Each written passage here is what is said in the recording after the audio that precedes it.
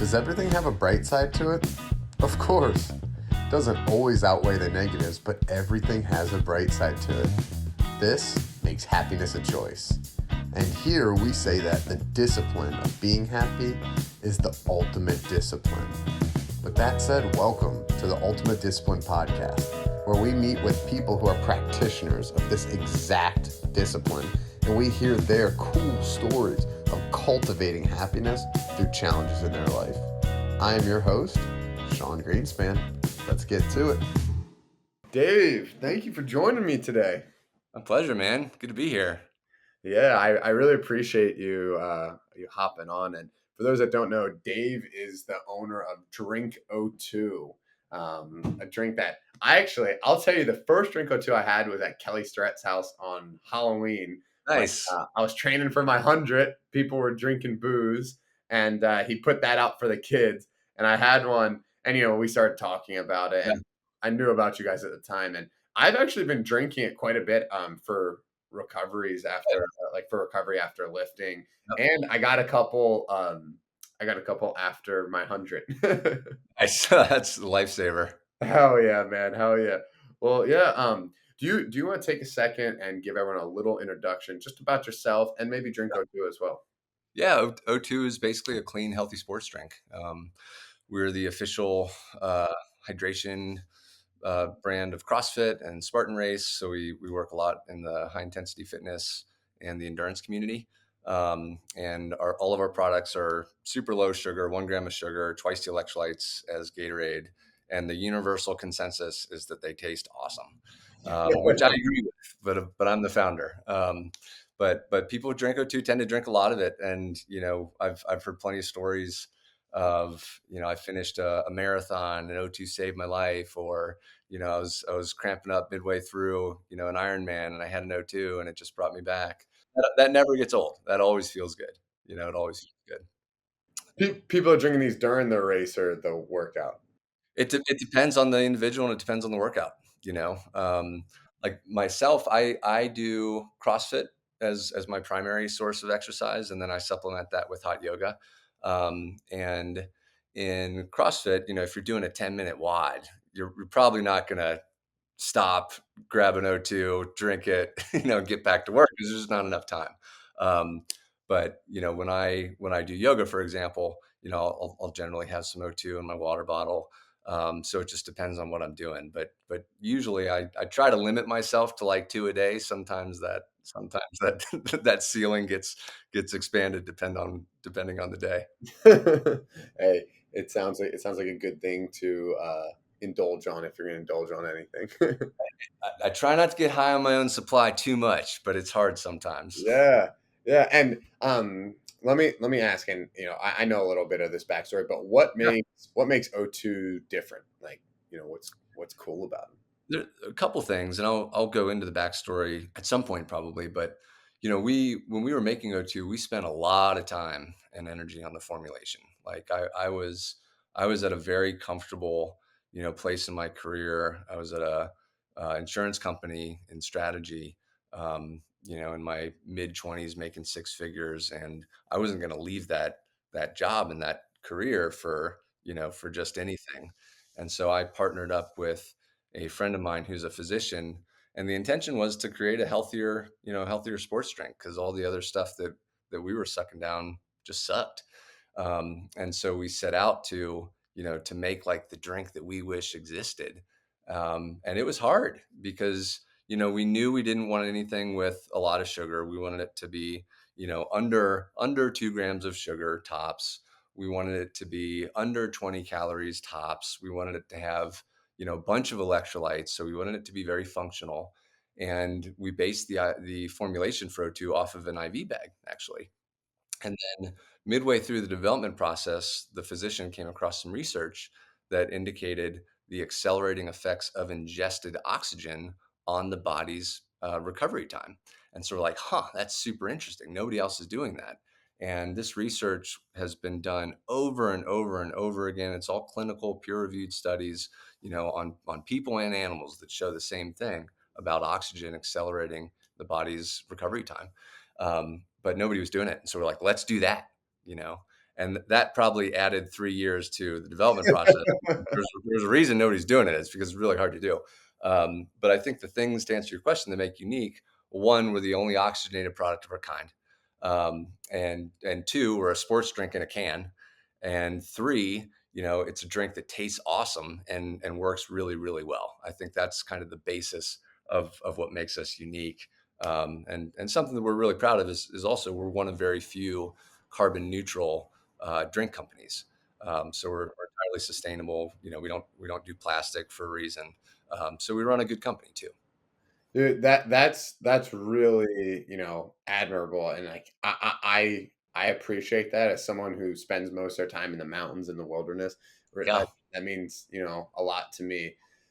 So clearly, I think the big thing here is that you have you're helping people ingest oxygen to increase recovery. What's that process like? How do you put oxygen in a drink? In theory, it's not that hard. In theory, it's very similar to how you put, you know, how you carbonate a product, right? Like it's just a different gas. It's the same sort of idea, same mechanics. In practice, we've worked really hard over the years to make it as simple as possible because there's a big difference, between theory and practice, especially when you're at a scale of producing, millions of cans, right? So fundamentally, it's a very similar process to carbonation.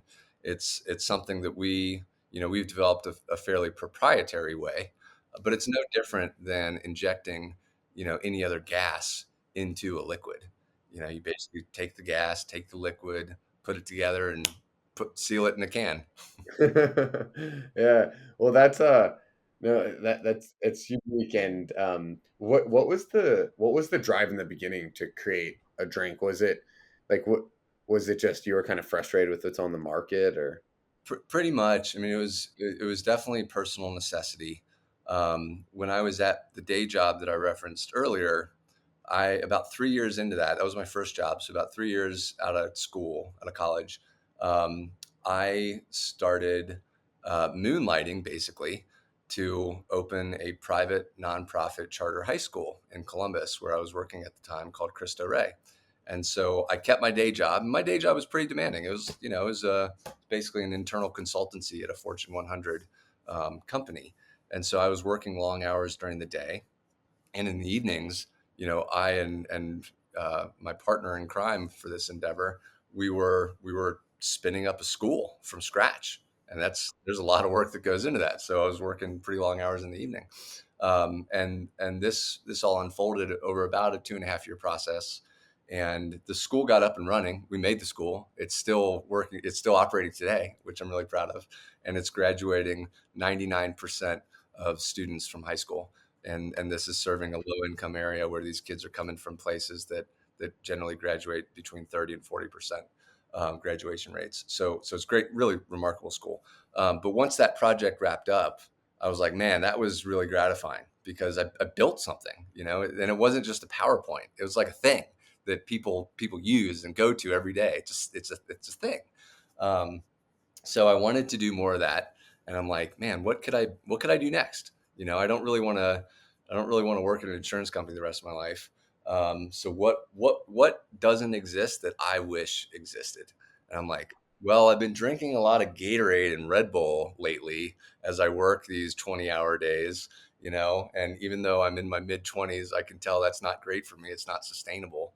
Yeah. Wouldn't it be nice if a better option existed? And so I had met a guy who became a really close friend really quickly through the school project, and that guy was the medical doctor that I mentioned earlier. And so he became my doctor buddy, and we were around the same age, living a similar lifestyle, and so there's a lot that we could relate to. And so one day I asked him, I'm like, dude, you're a medical doctor, like you're a smart guy, you care about your body, and we live similar lifestyles. Surely you're not drinking this sugary bullshit that I'm drinking. And he's like, actually, I am, because there's nothing better. Like, I don't really like the taste of coconut water, and water gets boring in and of itself. So, sports drinks, that's what I do because there's nothing better, even though I know better. And so we're like, oh man, well, if you do this and I do this, then chances are there's a broader need for a healthier option. Let's just make a drink. How hard can that be? And those were our famous last words. How hard can that be? Yeah, yeah, yeah. Dude, that's awesome. That's just like I wanna I wanna unpack a couple things. I mean, so first making something and that's not just a PowerPoint, right? Right. I think that I think that in and of itself is a really unique I wouldn't say it's just a really interesting topic because a lot of people aren't I think they're focusing on how their work impacts themselves, Hmm. right? Yeah, Like totally. versus like what does this leave on this world?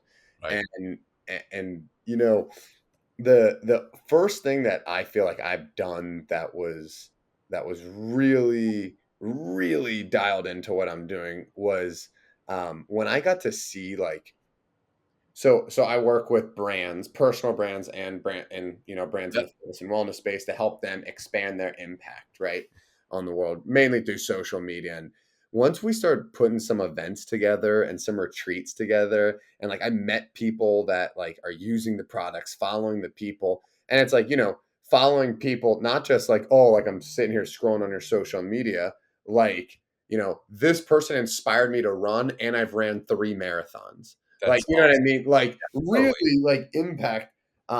That was, like, the first, like, little taste, but when I ran my first retreat, man, and I got that, like, in person I run retreats with a lot of people in the fitness space, and, um, you know, like, getting that, like, in person, like, energy Yeah. was Oh, just awesome. it's like a drug, man. Once you do it, you can't stop. It's crazy. It's just irreplaceable. It's an amazing feeling. Yeah, for sure. So, I mean, it's cool, like, I call it living by design. It's cool the way you kinda, took that approach and, um, I guess what was that like what was the what was the decision there? Was it I guess the decision was, am I gonna lock in and do this while I have this job, right? Like, while I have a six-figure job, am I gonna double down and have the discipline to work the nights and weekends? Is Right. that really what Yeah, it came I mean, down? that was it was an easy decision. And it's a decision that I would make much differently today, now Yeah, that I've been doing this for a while and I know a lot of different things that I didn't know then. But yeah. then it was like, yeah, I'm in my mid-20s. I, I was single. I didn't have any kids. I had a dog as my only mouth to feed, I had some nice savings built up. So I'm like, there's no time better than now if I want to do something on my own because I can afford to fail, you know. And I remember thinking, well, if this doesn't work out, I'll just go to business school or something, you Yeah. know, fine. Um, and and so I didn't I didn't run even though I worked with a bunch of consultants, it's not like I ran a big kind of consulting like project to figure out where should I go? What should I do? What market is growing at what, rates and what's really, strategically the best white space to go into. I probably would do that now, but I didn't do that then. I just kind of followed my gut. And thankfully, I wound up in a market that's growing quite a bit, and there is white space, et cetera. But it wasn't as thoughtful as it probably could have been. And I think that, when you're in your 20s, you can chase your gut, and it's fine because you probably have more of an appetite for failure. When you're in your 30s, it's changed for me. I'm a lot less gut oriented. I'm a lot more, you know, intentional with my decision making around things. Um, but it was an easy decision because I'm like, all right, I'll just leave, and if this doesn't work out, just go back to school. Yeah, yeah. Well, quite quite a bunch of discipline, like, to do that because, I had a little bit of a similar thing, like, I wanted to start this, like, consulting agency, Mhm. that's turned into a marketing agency, and when I did it, I was like, I was working a corporate job, and I just said, "What's the best way to do it?" And I said, "If this is what I wanna do, just start doing it." And what I just did was, like, I just started doing it till I didn't really have time to work my job anymore, and I just the energy of it, I felt it, and I'm like, "Cool, let me cut the cord on that and just let Yeah. this thing roll." Um, and because I've felt like I can give a little bit of advice to people that are looking to start companies. Yeah. And I've always said is like it's the discipline aspect. Like you need to trust that you will put the work in on the nights and on the weekends. Yeah. Even with owning a company, I it's like agree. sometimes I feel like 9 to 5, Monday through Friday, I'm working in the Mhm. company, and then Mhm. nights and weekends I'm expanding the company. You've seen that meme floating around, right? Entrepreneurs say, "I'm gonna leave my 9 to 5 only to work 24/7." Yeah. You know, like that. And it's true. Like, I remember telling a friend of mine a couple years ago, he was considering leaving this really great position at Google, to start his own thing, and he was asking me about it. I'm like and I was saying I was kind of lamenting this. I'm like, "You're working all the time. And even when you're not working, you're thinking about work all the time, which is true. And I don't say that proudly and I don't think it's good, but it's just hard not to do that. It requires discipline not to do Yeah. that. And that's something that I've had to work on, over time is instilling the discipline in myself to draw some boundaries, to stop working at a reasonable hour in the evening. And once I'm done working, I'm done working and my mind is not on work. But he was saying, "Man, that must be so cool that you're always kind of preoccupied with this thing that you love and you care about." I'm like, it's cool for the first year, but then it starts to interfere with every element of your life. And I believe that a balanced founder and a balanced entrepreneur and a balanced leader is much better than an imbalanced one. Yeah. Um, Preach it, man. I couldn't agree. I couldn't agree more with that. I appreciate you kind of open up and saying that it's been tough for you there because I can tell you like the same thing for sure. Everybody can who I knows also it. right. I have employees that are on the West Coast. Right now, I'm on the East Coast. I have some employees in Europe. So if I want to start working at 4 Right. a.m., like there's people working. If I want to work at midnight, there's people working. Totally. And I want to ask you what you've done to separate the two. I can tell you what I've been trying to do is build an environment Mm, that like supports that. Meaning, I actually don't get like email notifications or Slack notifications on my mm. phone, Yeah. um, which that was a life changer. I couldn't recommend that more for anyone else. I don't bring my phone on runs anymore to the Right. gym. It just stays in the car in the house. You have to get away from it. I agree. And it's funny, I was going back and forth. So I made this like analogy to my girlfriend that like, so I'm a very active male and I'm pretty, big and I eat a bunch of food, right? Uh, Like can't stop eating food. yep. Uh, so I just told her like, hey, like we can't buy unhealthy food. I'll just Yeah. eat it. Right. And Yeah. she told me, Yeah. she's like, hey, like, we really need to like work on that. Like, you need to be able to have self control. I'm like, great, that's step two. But like, Yeah. step one is like, let's just set up an environment to succeed. Why? Yeah. Why not? I mean, it's a healthy shortcut. Like, why even have it around you? That just Yeah. simplifies the decision. And I would argue that it actually requires discipline to not have it in the house. You Yeah, know, for just as much discipline as it requires if you have it in the house to not eat it. sure. Yeah. But why even tempt yourself? Yeah. Just bypass the whole thing. It's easier. So that's how I feel about distracting myself, like, or like, that's how I feel about not getting caught up with work. So, Yeah, I agree. like for example, last night, like I took my grandma out to dinner. I'm back east for a few weeks. So I'm trying to see family and friends, and I Yep, left my phone in the car.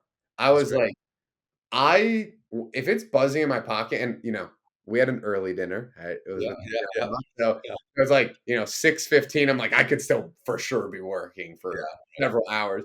I'm not like I'm not going to be there. It's like what I'm just trying to do is in life, kind of generally, it's like whatever I'm doing, I'm doing. Like I do I hear my phone buzzing now? Are we both missing tons of emails? Yeah, but it's like we said we're going to do this. Like if I was going right. to check emails, I'd just be like, "See you, Dave. Like let's just cut this off." I also think that it requires more discipline. So to answer your question, Yeah. I've Right. had to really really embrace an orientation of discipline in order to draw the lines that I feel need drawn in my personal and professional life, and it's tough. But when I look at, it used to be, well, if I work all the time, that makes me a better worker, um, and that's going to make me a better leader, and that's going to Mhm. make me a better CEO and founder. I think that that's actually the easy way out. It's easy to work all the time if you're a founder. It's easy to work all the time if you're a CEO. That's the path of least resistance. Mm. And so when you look at that from a framework of self-discipline, well, I try to do hard things often just to, just to sharpen my discipline edge, whether it's physical, mental challenges, whatever. I fast 2 times a week because I think it's good discipline. I just did a 24-hour workout a month or two ago because it's good discipline. And so I try to do this stuff just to keep that muscle strong. Well, it's pretty damn good discipline to be able to set your phone down in your car when you're out to dinner with your grandmother and loved one, and it's pretty damn good discipline if you're able to focus and be present. That's not easy. The easy thing to do would be to check your email. The easy thing to do would be to have your head, on work where while your body is in front of your grandmother. But I think the more disciplined thing, the more noble thing, hard people do hard shit thing, is to be present. And when I look at it through that framework, I'm like, okay, okay, got it. I'm convinced this is what I need to do because this is the hard path, and the hard path is the right path. Dude, that's that I appreciate you sharing that, and I haven't really thought about it that way. Kind of the way you're framing it almost sounds like, you're playing offense in life. Like the Mhm. easy things to play defense. Oh, when my phone buzzes, I react like a robot. Right, When I right, just I do work because it's in front of me versus critically thinking about what's going on right now totally, and what's the best. That's totally. awesome. Um, what perks my ears up is you talking about building the discipline muscle, or Yep. I think, like, as you kind of put it, I'm trying to write a book very slowly. And one of the chapters, I don't know the name of it, but it's something about why we try to like play the game of life without practicing it. Hmm. And I think it's exactly what you're talking about. It's like people just think like, oh, I snap into being disciplined, even though Yeah. anytime there's junk food in front of me, I eat it. Anytime my phone buzzes, I grab it. Like you just go off temptation. Yep. Like, that like the chapter is actually a little bit more about managing stress, right? Like I try to put myself in high stress situations, Hmm. cold plunge, Yep. fasting, Yep. you know, Yep. hard workouts. And can you stay focused so when shit hits the fan and you are stressed, That's right. it's just another day at the Yep. office. Yep. Exactly. Is that that's kind of how you're approaching it? Oh, totally. I mean, I think that you don't step up to the challenge. You fall back on your training. You know, Hmm. I used to be fairly intensive into martial arts, and that's something we said all the time. It's like if you get into a fist fight, you're not going to magically perform, so much better than you've ever performed in training Yeah. because you're in a fist fight. It's actually the opposite. You've got all this adrenaline pumping, you've got all these crazy thoughts going through your head. You're gonna fall back to what you've practiced in training. And if you've been practicing poorly, you're going to end up getting your ass kicked. But if you've been practicing well, perfect practice makes perfect. Not just practice makes perfect. If you've been practicing well, you'll be up for the challenge, you know. And I Yeah. think that you've got to, I think, if you want to be successful in life in whatever endeavor, you have to constantly be practicing, and you have to constantly be opting into these things that most people probably wouldn't be.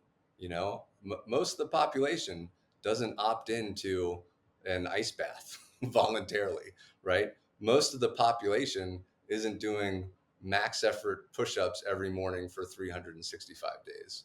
Most of the population doesn't do these things. But you know what makes successful people successful is that they do the things that unsuccessful people don't want to do, even though they don't want to do them either, you know? Yeah. Yeah. It's funny. I'm just thinking about the ice bath thing. I hit the gym this morning and big sauna session after and took a cold shower thereafter. Their Yeah. water is cold as shit, which I love. Yeah. And I didn't even know that But do you love it, Sean? Do you love the cold water, or do you love being out of the shower after it's been really cold, right? Like, I'm guessing that a hot shower feels better for you than a cold shower because you're a human being and I'm a human being, and we both know that. But what separates you, I think, from everybody else is you love the notion of jumping into a cold shower because you love that it's hard to do and that requires some discipline. And you Yeah. love how you feel after that, just like you love a good workout. Even though the workout sucks in the moment, you just did a 100-mile race, right? That hurt. But you're probably loving how you're feeling now because you got it under your belt. Dude, yeah, you nailed it, right? Like, you almost have to play mind games with yourself to tell you that you love it. Yeah, And right. this girl goes to the front desk because I didn't even know the hot water's been broken at the gym all week. And and she's like, "You guys really have to fix this hot water." I took another cold shower. I'm like, I want to shake her, be like, "They're giving you a gift, damn it!" Yeah, right. Like, they're teaching you about the cold. Um, Dude, I'll tell you something that I'm trying to like play with in my mind. And it's whether I do love the cold, the workout or Mhm. not. Um, from a sensory pleasure standpoint, hot steam shower for sure. 100%, of course. Right. Um, but what I'm trying to play with is really two things. One is when we look at do we like something, Mhm. can we answer that question with a long term approach? So, what I mean by that is if I say, hey, Dave, do you like kale or cheeseburgers better? Cheeseburgers Well, all day yeah, long, baby. cheese. But I also like being healthy, right? Exactly. Exactly. And I think like if we looked at it over 5 years Mhm. and you ate cheeseburgers every day or kale every day, you might at the end of 5 years be like, wow, like I actually enjoy the whole experience of eating Right, kale more than the like taste of it, right? Like I right. think we're almost like looking at like, just an idea I keep playing with in my head because when I was running the 100 miler, I had a little mantra and I realized I was like, what's gonna make you lose? It's up here, right? Like physically, it's gonna suck. Totally. Things gonna hurt. Totally. You. So I was like, all right, what do I need to like, what attitude do I need to be in? And I realized this really during some of my long training runs that, if you're like looking for the end, man, it's gonna be a long time for a hundred mile Yeah, run. totally. And I kept telling myself, I love running and I don't want this to end. I was on Mhm. mile 99.5. I said, I don't want this to end. Mhm. Because like if you're thinking like, oh, good, like you're celebrating that you're close to the end, that means you don't like what you're Yep. doing. Yep. And whether that's a mind game or not, that's what really kept me present quite a Yep. bit. It was like, I love it. I want this to last forever. And like I want to That's just great. live it all. If you got your mindset down, mindset's so much more important than even physical in shapeness. Like Yeah. there's a guy. Do you Joe DeSena? Does that name mean anything? Yeah.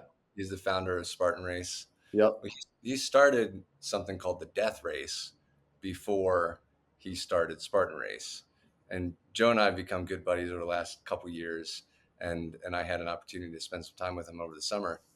And there was a death race going on at his farm in Vermont. And this is billed as, have you heard of this? No. Okay, look it up. Maybe I'll try and recruit you into doing it. But the death race is billed as the hardest physical challenge on the planet, basically, and they have to do all kinds of crazy shit. When I was on the farm, they were rucking a 150-pound sack up and down this mountain on the property over and over and over again in the middle of the night. Jesus. And there's no sleep over the course of 3 days. It's a 3-day long race, and it's just like I can't remember, but something like 5% of people finish it. It's Yeah. so low. It's so low. And this attracts people like you, people who do 100-mile races, people who are ultra endurance athletes. That's the people who it attracts. So it's not like it's not attracting 100 people from off the streets to do this thing and only 5 of them finish. It's attracting 100 world-class athletes and only 5 of them finish. And so I asked them, like, if you take somebody who's got just a phenomenal mindset and isn't that in shape, and you put them in the race, and you pit them against somebody who's just incredibly in shape but doesn't have that great of a mindset, who's going to win? And he says the mindset guy, hands down, Really? because both athletes are going to start feeling like shit around 12 hours. Their bodies are both going to break down. Even if the less in shape guy breaks down earlier, they're going to get to a point of physical breakdown. Both of Yeah. them. So the playing field becomes even. And now it becomes a mindset match. How Well, long? mindset's the only thing that can get you through that playing field, right? Damn. Yeah. Damn. Yeah. You don't really think about it like that, but like you said, like, and maybe if you're in shape, you break down at 18 hours, not 12, but like you're breaking You down. break down, right? Exactly. You're It's gonna gonna happen. break down. And it's funny. Before the race, well, as far as the death race, we should connect on that. Have you done one? No, I don't want to do one. I want you to do one.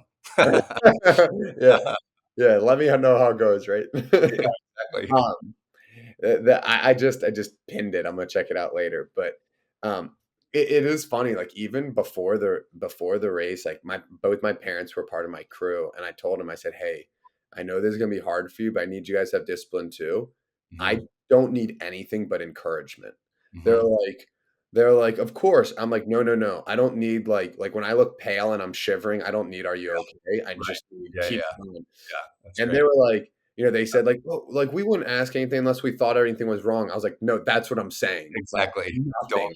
Yeah, exactly. Because and my dad then pushed back one more time. He goes, "All right, what if I just ask like this? Like if you say your foot's hurting, I say, is it pain or injury?" I'm like, "Dude, that's the question I don't want." Like because it's Exactly. gonna feel like injury. Your brain will Right. play tricks Totally. on you. Totally. Um, and it was it was interesting. Like for me, whether this is would have been true or not, I didn't have anything catastrophic, right? I mean, I was exhausted and Yep. yawning, and my legs hurt like shit, but I didn't have How anything. long did it take you? 25 hours and 18 minutes. Just nonstop.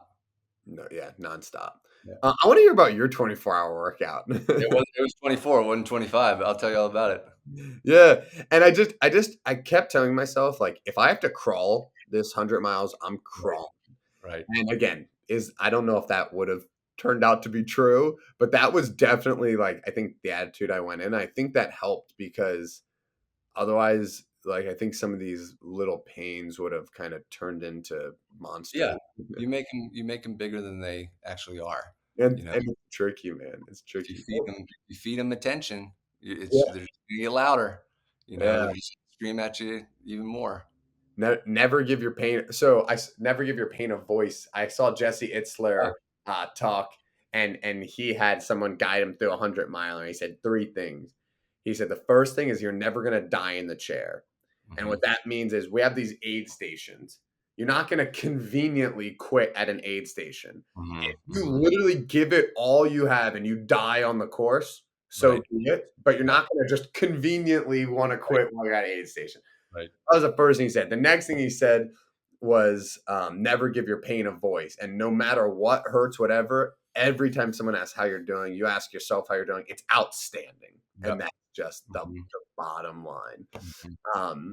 And then the last thing is he was talking about being grateful, and every mile for 100 miles say something different 100 times that you're grateful for. Hmm. And I tried to kind of follow that, and I that was going through my head quite a bit. And it is crazy, like you know you just kind of play around with it. Like I came into an aid station at mile 80, and I was like, guys, I gotta tell you something crazy. To like the aid station people, like, what? I was like, I just don't get tired. And they started like Feeling great. Yeah. I was exhausted. I probably was like flush in the face, but I'm Right. like, I got to tell someone that I don't get tired. Like, this guy's totally lost it. Yeah, right. Like, medics. Exactly. What was your 100 or 24-hour workout? Yeah, so it was something I did at the start of October, and I'll give you a backstory on that. So I have a close friend. His name's Brian Chantosh, and he goes by Tosh. And Tosh has been Tosh is a literal war hero. He's got his own Wikipedia page. This motherfucker is one of the most noble and accomplished people I've ever met in my life. And he has a business that is dedicated to strengthening people's mindset. So he's a mindset coach. And Mhm.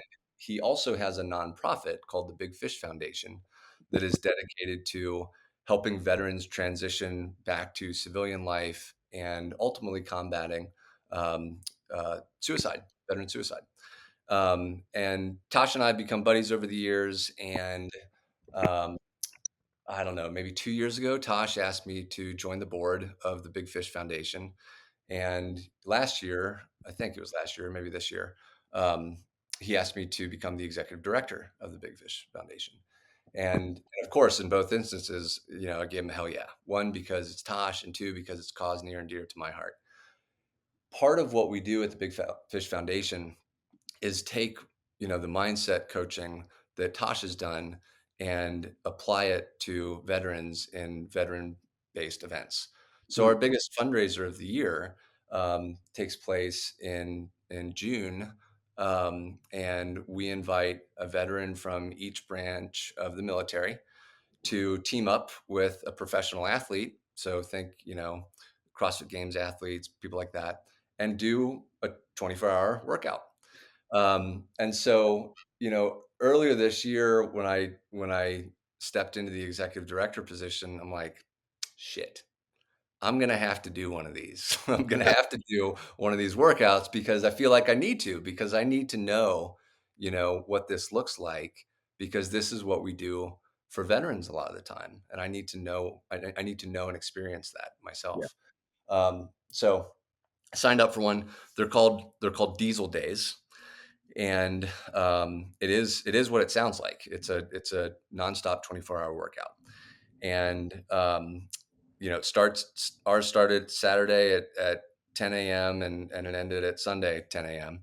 And on Friday, Tosh takes everybody through the mindset training that he's honed over the last 20, 30 years of doing stuff like this. And oh, by the way, Tosh is also an incredible endurance athlete. So as we speak, he is on day 3 of a 30 to 40 day row, nonstop row across the Atlantic Ocean. So this guy does stuff, this crazy stuff like you and I are talking about all the time, and he's We're not talking about 40 days across the right. Atlantic. Yeah. He makes us look like sissies. So he's really dialed on this mindset stuff. And so Tosh takes everybody through his mindset training on Friday night, and then basically gives you 24 hours to practice that and to apply that. And I won't go into the specifics of these diesel days because there's an element of surprise to it, and there's an element of we don't want you training because we want you to encounter challenges that you get to practice this mindset stuff to get through. But I will say it's fucking hard. Like it Good, was really, dude. really challenging.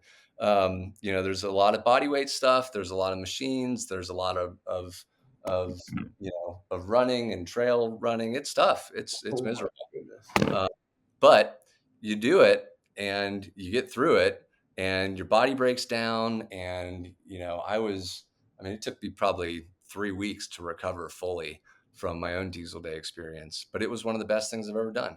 And it was really gratifying. I made some great friends in the process. I won. I came in first, which was really exciting. And Dude. the bet that I had with Tosh was that if I did that, he would have to buy everybody a year's subscription to O2. So I managed to get everybody who I did the race with or did the workout with a year's subscription to O2. And it's something that a couple team members of mine from O2 are going to do this coming year, because it's just such a great way to practice these elements of discipline in an environment Yeah. that after the event is over, it stays with you. I use these tools all the time after diesel day. And that's pretty common with people, is Yeah. it's not the 24-hour thing. It's a life-changing experience. Dude, it sounds like you took some time to reflect on that, and that's quite, awesome. And actually, Shane sent me that when I went to the website. I remember Shane sent me. He's like, Dave did this. That's awesome. He thought I'd be into it, and I totally was. That's Uh, great. yeah, that's like what it's all about. And it's cool that you're getting your team into it, but it's all about doing it, reflecting it, and figure out what transferable skills you can build from it. That is what it's all about. And that's why I'm having some of my team members do it. It's not that I want to put them through 24 hours of hell. I want to do that for them because it's going to serve them and it's going to serve me because it's going to make them better people and make them better at their jobs. And that's just a beautiful thing. It's a win for everybody. Dude, it's funny. I have my first team meeting. Growing my company, so now I have a couple full time employees. So we're doing a little team meeting. Yep. Driving up to New York to meet them tomorrow, and I'm trying to figure out. I want to do something that's like, yeah, man, a little fucked up. Like go to Yeah. a place. Do some ice plunges and breath work, or Yeah. put them through a killer workout. Yep. Just some. Something where you can conquer some adversity together. Like I haven't done this yet, but I'm going to with my team. I want us all to do a Spartan race together. A Spartan race is something that most people, if they're reasonably fit, they can do. They're I'm not looking for any records to be shattered, but I want people to get through it because it's hard and we'll do it together, you know? And I think that fostering that kind of environment of forced adversity just transfers really well to the business environment because guess what? Business is hard. If you're doing your own thing, whether it's, a consulting practice like yours or beverage business like mine, we're going to encounter a lot of adversity. And not just us as founders, our team is going to encounter a lot of adversity. So I want them to sharpen those skills so that they're better on the job.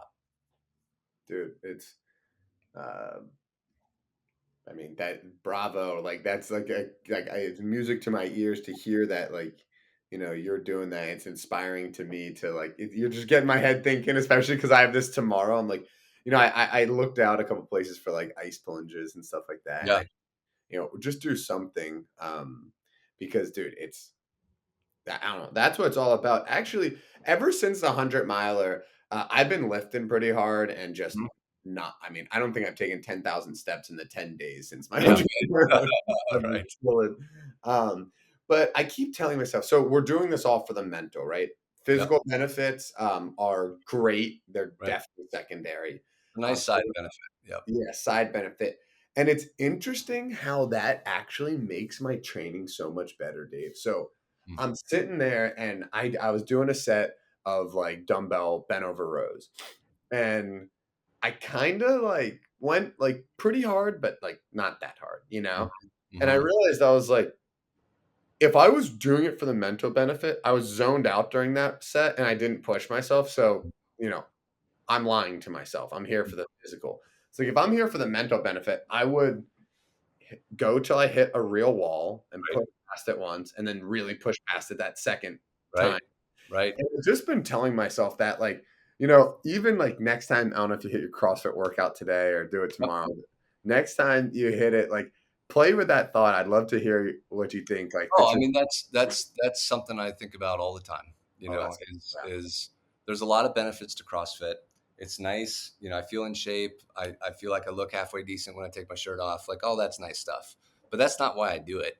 The reason that I do it is because I want to regularly put myself in an environment where I'm experiencing physical and mental pain, and I have to push past that because that's what I'm going to have to do in my job to be effective.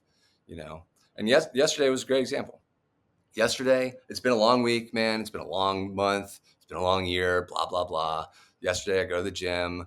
I don't really feel like being there. It was a long day, and the thing that I suck most at in CrossFit is basically like you know, longer bike or rowing type stuff. Like I can row a mean 500, but that's it. That's all I got in me. Like I, yeah. I can't do that over and over and over again, and I suck when it gets to 1,000 or 5,000. The workout yesterday was basically 10 sets of a minute sprint on the bike Oof. with 2 minutes of rest. That's the last fucking thing I wanted to do. Like things in CrossFit to me that are more appealing are, when we get to throw around a barbell or do some gymnastics movements or whatever. But 10 sets of an assault bike sprint with 2 minutes of rest in between, no thanks, man. So I'm Yeah. like, man, it would be so easy to phone this in right now. It's been a long day, been a long month, been a long I was getting together with a buddy of mine after to go rock climbing. Oh, I should save some in the tank to go rock climbing.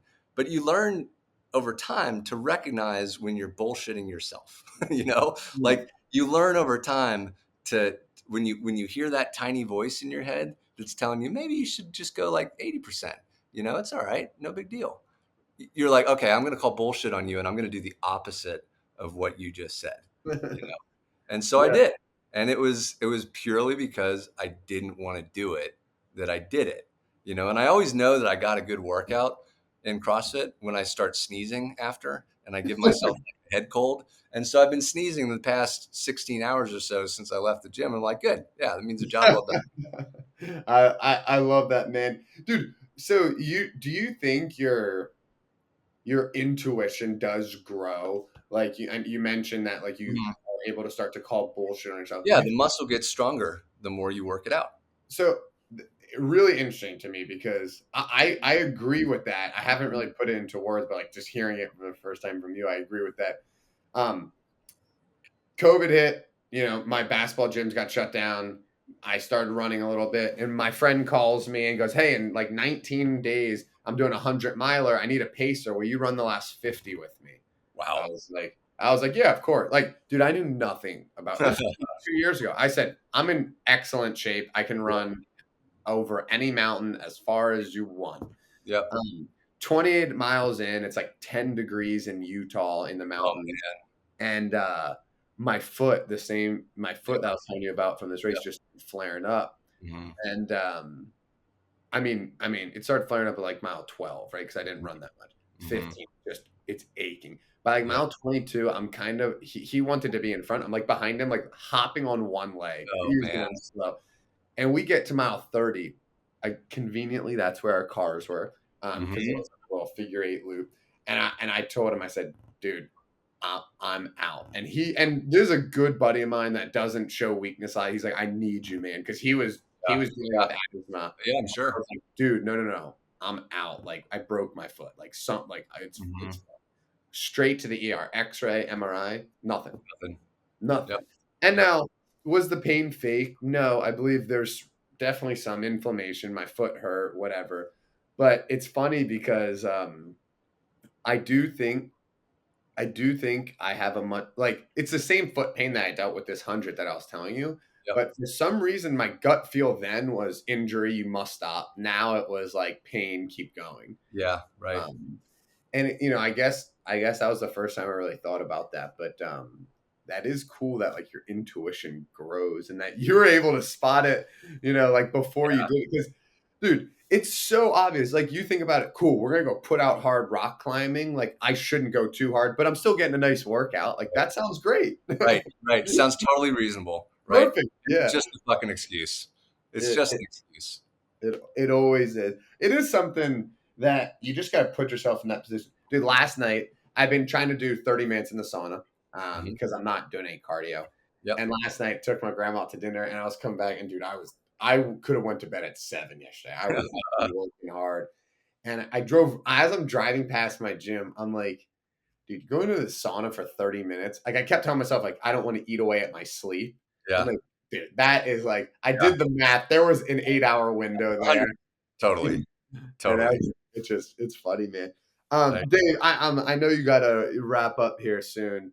Um, I can't say how much I appreciate you taking the time Hey, to likewise. This was yeah. fun. It definitely was fun. And I don't know. I'm jacked up from this conversation. I hope this gives you energy for the rest of the day, week, month. Absolutely. Um, Absolutely. And if you want any more information on either the death race or diesel day, you know where to find me. oh, I'm good. No, I'm good. But no, I actually I pulled them both up. I am gonna check them out. Awesome. And yeah, I want to appreciate, I want to just thank you. All the hard work that we've been talking about, the discipline you've been doing pays off because, it allows you to share it with people in situations like this. And, I don't think people always think about it in that light. And, It's a I good feeling. appreciate it, right? It's like we just got like, a couple chapters of a book that you would have That's wrote, right. That's right. That's right. Once you put it together, man, you send me the manuscript. I want to read it. Oh, for sure. Well, Dave, thank you very much, man, and look forward to the next time we speak. All right, brother. Likewise. Talk to you soon. Hey, thank you for watching today's episode. If you got something out of this, it would mean so much if you could just take a second and give us a rating on whatever platform you're watching it on.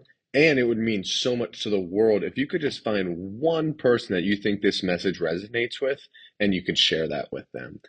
Thank you so much for your support. Looking forward to share the next episode with you.